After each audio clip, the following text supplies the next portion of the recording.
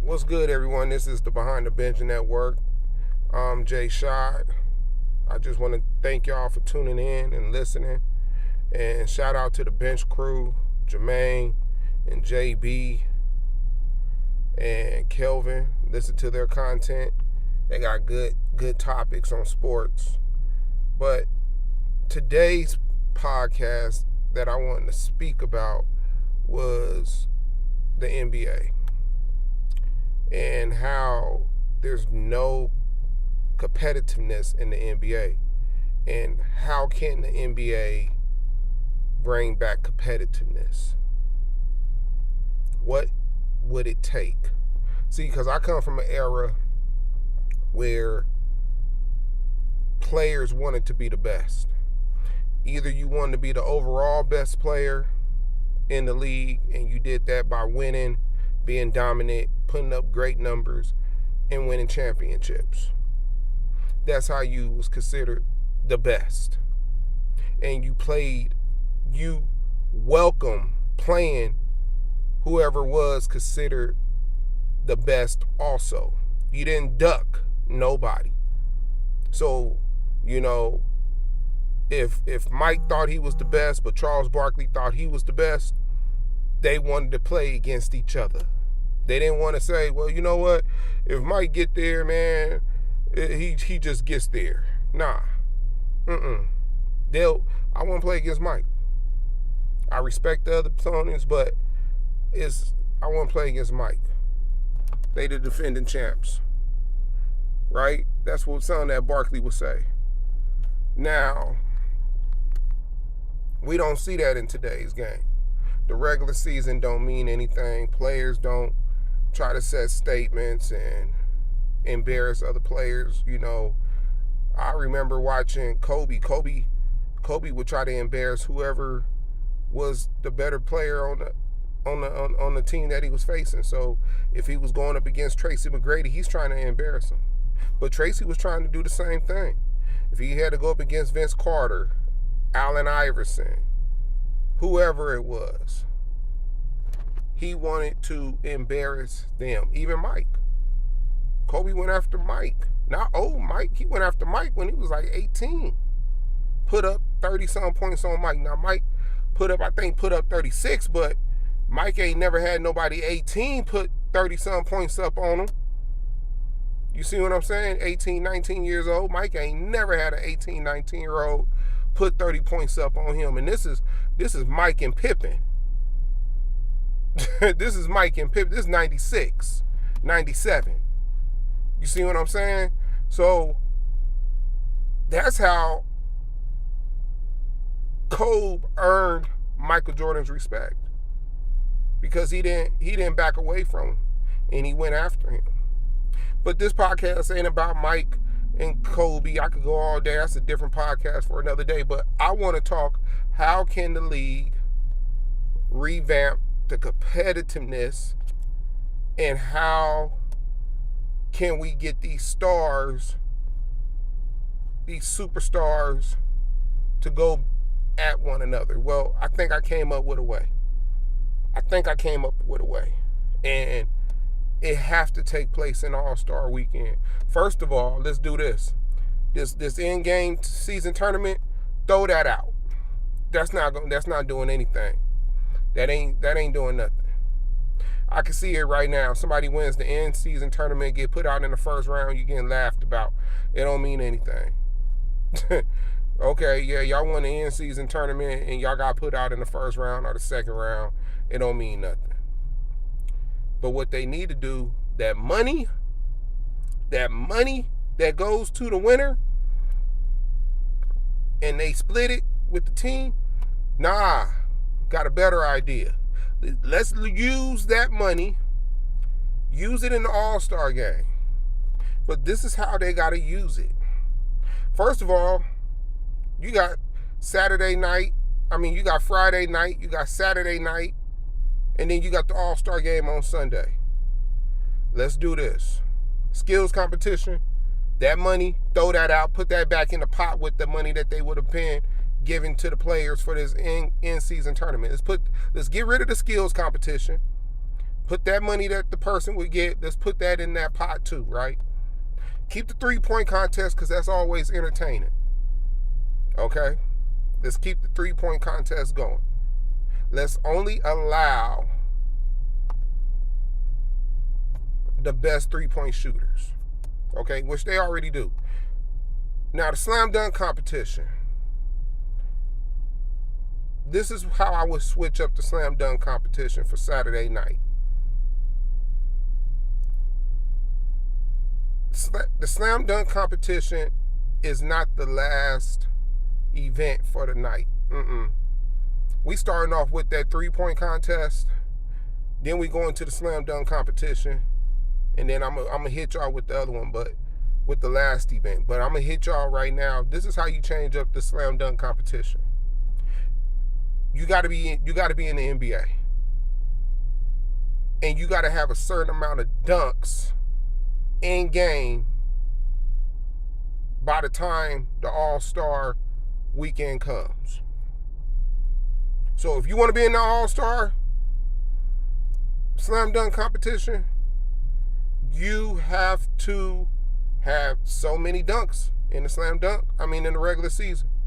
Let's say you got to have probably 70, 80 dunks by that time, right? That's a lot of dunks, in today's game.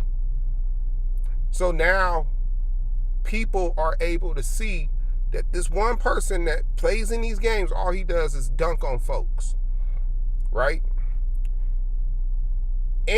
Or you got to be voted in by the NBA players. They know who has the dunks. They're at the practice. They're at the, they seeing the end game dunks. They at practices. They know who got bounce and who don't. Okay? You raise that price up, and if you are considered an all-star, right, you can make a little bit more money if you participate. I don't know, throw $20,000 in it, or, that's if on top, that's just you participating. That's a participation. That's participation. That's not even about winning. 20, 30, 40, 50,000 for participating. If you are a all-star quality player that is known for dunking. Now, they still got to have a certain amount of dunks in too. But you got to make them want to play. And that's just participate. That ain't about the winning check, right? So people might say, well, it ain't fair. It ain't fair to the people that is dunking. Nah, because people want to see the superstars play. Now, build yourself up to be a superstar, all-star caliber player, and then you could get that bonus check coming in too. But people still want to see the stars participate in the dunk contest. That's what makes it special. Okay? No more gimmick dunks. You get two chances. If you make it on the first chance, you can get up to 50 points. You miss it, the most points you could get off if you make it on the second attempt is 45 points. Your judges got to be past slam dunk participants or slam dunk champions. No more Lisa Leslie's and all these women, women that ain't never did no spectacular dunk. I don't want to see Lisa Leslie. I don't want to see Candace Parker. Nah. If they ain't did a 360, a windmill in the women's game, I don't want to see it. I'm cool. Y'all keep that Statue of Liberty dunk. And I'm not downplaying the women because I love the WNBA. But I don't want to see those. I don't want to see those judges. I need to see participants that actually did these dunks that was in that arena during slam dunk competition. And we just need 4 of them. We don't need 6, 7, 8, 9, 10 judges. We just need 4. Last 4. I'm going to go ahead.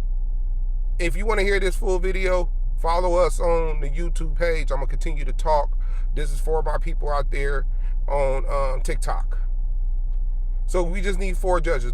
And what you would want is the last 4 winners that won. I don't want to see Kenny Smith that participated way back in the 80s, late 80s, early 90s. I don't want to see that. I don't care. Nah. Nope. He can MC. He can MC. Get you a good MC. You know, somebody that can get the crowd going, talk some stuff, say something funny. You know what I'm saying? Keep it 100. But it should be the last 4 slam dunk competition winners, because they know what it takes to do these dunks. Because they just did it. They won. Unless they're in the slam dunk competition, then you go back another year. You let those people be the judges. We cool, you know. No disrespect to Dominique Wilkins and some of these other people. I need to see people that participated in the slam dunk competition. And like I said, you get 2 chances on your dunk. You get a minute to do it, but you get 2 chances. So you know you can rile up that crowd and do all that stuff, but you better make it on your first chance. And then if not, you better make it on your second, because if not, you scoring a 0. Slam dunk competition it's not gonna take that long. You can have like the 8 best dunkers of that season, right? The 8 best, or you could do the 6 best, and then the players pick 2 people, you know what I'm saying, that they feel should be in the slam dunk competition. You could do something like that. But like I said, any superstar, all-star type quality player, just for participating, you getting paid $50,000 just for the participation. Okay? Now, that's for Saturday. But let's take it back to Friday. You can still do the rookie game. You can still do that celebrity game. You know what I'm saying? It's whatever. But with that rookie game, all that 3-point slam dunk, that's out. Nah, we ain't doing that no more. This is how you score. It ain't about if you can outscore your opponent. It's about, can you keep your opponent from scoring? That's how you score. Every trip down, if they don't score, it's 2 points. You steal the ball, that's 2 points for your team. They don't score, that's 2 points for you. If they do score, it subtracts from the points that you already have. You see what I'm saying? So now you're forced to compete. You're forced to play defense. You're forced, if the team is making buckets, it puts you in the hole. So if the team goes up, they hit 2 threes, and you ain't playing no defense, that's 6 points. But instead of you scoring 6 points, you're minus 6. Your points get subtracted. You see what I'm saying?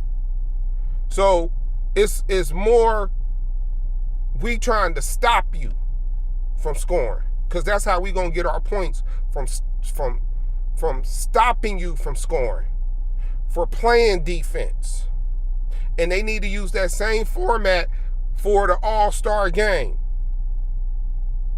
We gonna come out and we gonna compete, and we gonna stop you from scoring. That's how you gotta do it. Ain't all that, we just trying to, give you 3-point shots and people getting free dunks, and nobody want to see that. Don't nobody want to see that. People want to see people participate and compete. That's the dream of All-Star. You want to see the best players compete against the best players. So that's how you fix that rookie game. That's how you fix that All-Star game. Every missed shot is a point. If a team get an offensive rebound and they go back up, if they get an offensive rebound, they get 1 point. But if they miss, that's 2 points for the other team. You see what I'm saying? It's a quirky scoring system, but y'all get what I'm saying. Got to switch it up. And maybe you do it like this for the next 4-5 years, and then once that competition starts coming back into play, then you might be able to switch it back to 2 points when you score, 3 points when you score, 2 points when you score. You just keep it the way it is, you know. But this is where we about to get excited. See, you got the celebrity game, you got that rookie game, and now we're going to do a 8-team tournament, right? 8 teams, 2-on-2, right? 2-on-2. And it got to be from players from that team. Not, oh, we just get to pick whoever we want to pick throughout the NBA. Nah, this is your team. So whoever's on that team, you want those two players, they feel like we the best. You can do it like this. This is how you got to look at it. We are the best duo. Jason Tatum and Brown. They feel like they the best duo out there. Ain't nobody better than us. Have a Paul George and Kawhi, they be like, you know what? Nah, we the best duo. See, but the thing is, you get $1 million. You get $1 million. The winners get $1 million. See, that makes the stars come out and say, okay, that's real money. We getting real money. Just to win this tournament, oh yeah, it's gonna get real. The winners get $1 million. That's why I said take that money that you gonna give for, you know, for that skill competition and that in-game tournament. Nah, we of real money. We paying real money. Okay? We paying real money. Get these players to say, if you want to do an 8 or maybe a 16, let's do a 16. And the first round is all Friday night. Then you got the 8 for that Saturday. You see what I'm saying? You started off with that to finish it off. Right? You start off with 16, you got 8 for Saturday. The finals is on that day. Then you go into the 3-point contest. Then you go into that slam dunk contest. You see what I'm saying? Boom. I'm sorry. You go into the 3-point contest, slam dunk contest, and then you end it with the tournament of the last eight teams. You start off with 16 and you go into the last 8 teams. Right? And then, you know, they can figure out who, I don't care if you're doing coin flips, you know, this team got selected, this team, they couldn't make the 16 teams. Because everybody's going to want to participate now. We the best 2-on-2. I don't care if you go Jokic and Murray. I don't care if you do a center and a guard, 2 guards, 2 small forwards, 2 power forwards. You can mix and match. This is what we're going to do. We're going to have a 2-on-2. Game's going to be quick, though. First team up to 7. First team up to 7 by ones. 3-pointers is worth 2. Ball take, if you make the shot, you take out. So you don't get, it ain't, oh, you score, then y'all get a chance to score. Nah, y'all better stop them. Defense. Winner take out. So y'all might not even get to touch the ball because we that cold. Y'all didn't play good defense? That's just what it is. That's just what it is. Right? So you start off with that tournament, boom. But that's not the main one. That ain't the big one. See, I can see a lot of, second tier players on teams. They ain't the superstars, but they're on the team and they want that money. It's big money to them. You know what I'm saying? They may be a player off the bench, maybe a starter, they role players. I can see them joining that one. But this is the big one. This is the big one. You do another tournament, right? You do another tournament, which starts that Friday night too, right? You may have to get rid of that you may have to get rid of that celebrity game. So have that for the fans that's at the arena that day. What you're gonna have to do, this is the main event. You take the top, you have a one-on-one contest. One-on-one. You do the top, the 8 top centers if they want to participate. Games up to 5 by ones. They go quick. It's either going to be up to 5 or it's going to be a 10-minute game. Or maybe let's say either it's first one up to 5 or an 8-minute game, right? And whoever got the most points after 8 minutes wins the game. Same rules apply. Winner take out, right? So you get the top 8 centers. They go up against each other. You get the top power forwards, top 8 power forwards. They go up against each other. You get the top 8 small forwards, top 8 shooting guards, top 8 point guards. And all those is tournaments. You play the finals on Saturday. See, because what that does now, let's say Giannis says, you know what, I'm the best power forward. But you got Giannis in this, and you got AD. And let's say AD beats Giannis, right? To say that you're the best at that position will hold a lot of weight. See, the media can't control the narrative no more. It can't be that the media can't be on some, well, you know what, man, AD's the best player in the league. And you're like, hold up, man. Giannis over here putting 40. He had like a week where he just averaged 40 points. How y'all gonna say this person's the best?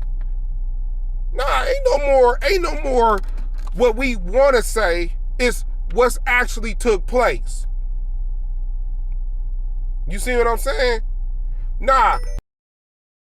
He holds that title. He holds that title.